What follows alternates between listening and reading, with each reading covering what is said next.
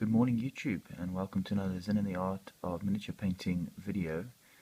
It's been a while, mainly because I've moved to Australia since my last video, and I thought I would share with you what I'm doing at the moment.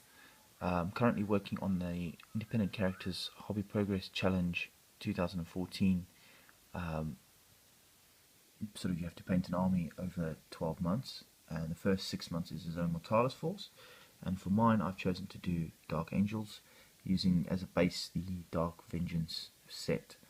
So obviously now that I'm here, things are a little bit tighter money wise, because I'm still getting established and whatnot, and I have to work within a budget which is quite tight. So I've been trawling eBay and forums and stuff. Managed to get a whole bunch of stuff really cheap from a guy on the Wargamer AU forum, and here's the first part of it. So this video is going to be about the Space Marine Command Squad box. I'm sure other people have done unboxings. I just want to give you my thoughts on the contents of the box, because I do think it's quite nifty. So we'll begin. As you can see, there's 3 sprues. There's also a transfer sheet, but I'm not going to bother showing that because it's the standard transfer sheet we've been getting for 10 odd years. I don't even know, probably longer than that. So if you look on the left here, we have the first one. So I can just remove them so I can center everything a bit better. Right. We've got our special weapons and stuff. We have chain swords and flamer melter and a power sword for your champion. The Northikishium, or whatever the hell it is, for the apothecary, and various arms. Nothing too exciting. It gets a little bit more. Hang on 1 second. My facade is falling away. It gets a little bit more interesting here when you see there's a sort of mastercrafted bolter there, which is quite nice, with a bit of inlay, which would be good for whoever's part of the squad. A power fist, which, if you look at the icon on it, I think it's quite ultramarine-y looking, with the eagle the way it is. It's sort of like ultramarine Aquila, so probably not too useful for my Dark Angels, but I do have an ultramarine army, remember, from the 30k, so that can always be used. Another plasma weapon, which is obviously always good with the Dark Angels, and the backpack for the apothecary. Here's 2 of my favourite bits. One of my favourite bits is this banner that you get for your company command squad. If you look at the reverse, it's plain, so it's loads of room for freehand.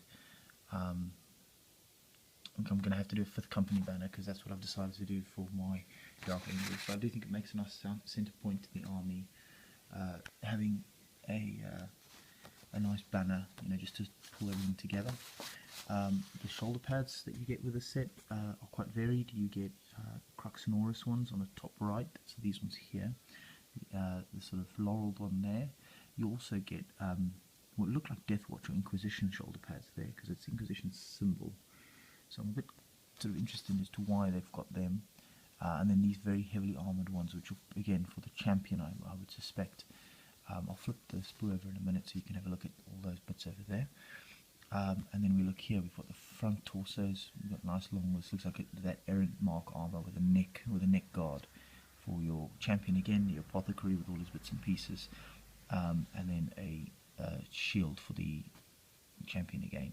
I'm probably not going to end up using these torsos for this lot, because I want to do my guys robed. So I'll be kit bashing this with the Dark Angels accessory sprue / veteran sprue, and hopefully it'll look good. For the Dark Angels, you want that monastic look, and unfortunately it means I won't be able to use these sort of apothecary's top torso. And then just backpacks. These are just little slightly more embellished backpacks than usual, but nothing too fancy. And the apothecary's shoulder pad, which I will have to use. So that's all good. Oh, hang on, and I need to show you the reverse. These symbols here, I think they are for the tops of banner poles. So you've got an Ultramarines one with a skull nestled in it, a double-headed eagle, which is, let me just try to get the light better, a double-headed eagle, which is quite generic, but again I think has quite an Ultramarines look to it, the winged skull, which is very generic, and then something that looks quite Dark Angels is this one here, which is it looks like a 4th company, or it says 4 on it, so it's probably going to be a 4th company something. Not what I'm looking for, because I'm doing 5th company, but it's still a nice little piece to have. And then there's some heads. These heads are quite well detailed. I think this is a later kit than the old Tactical Marine one, so the heads are a little bit better.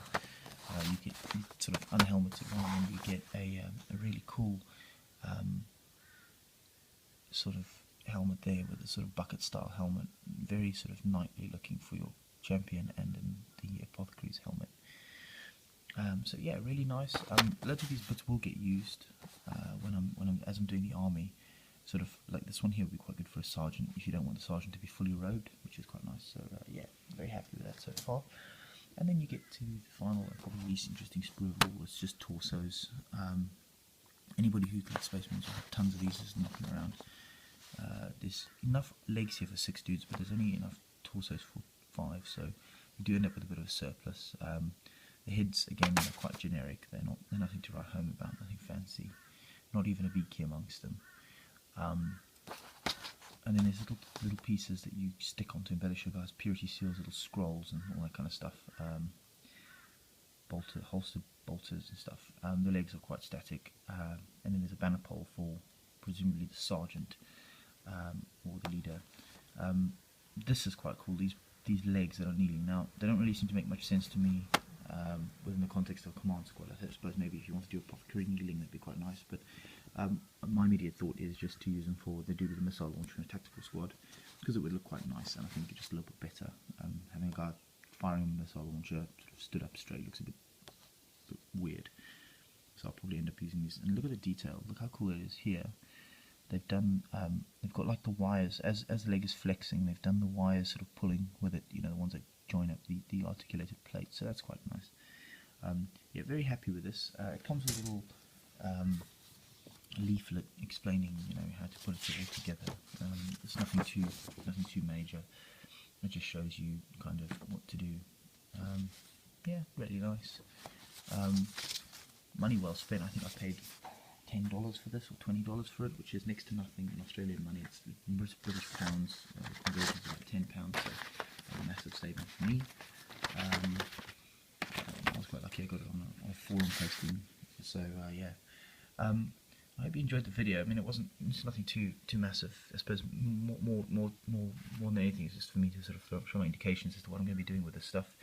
I think that for Dark Angels, the fact that this kit is compatible with pretty much anything else in the Space Marine line and the Forge World stuff as well, means that you can really go to town with, you know, mixing and matching.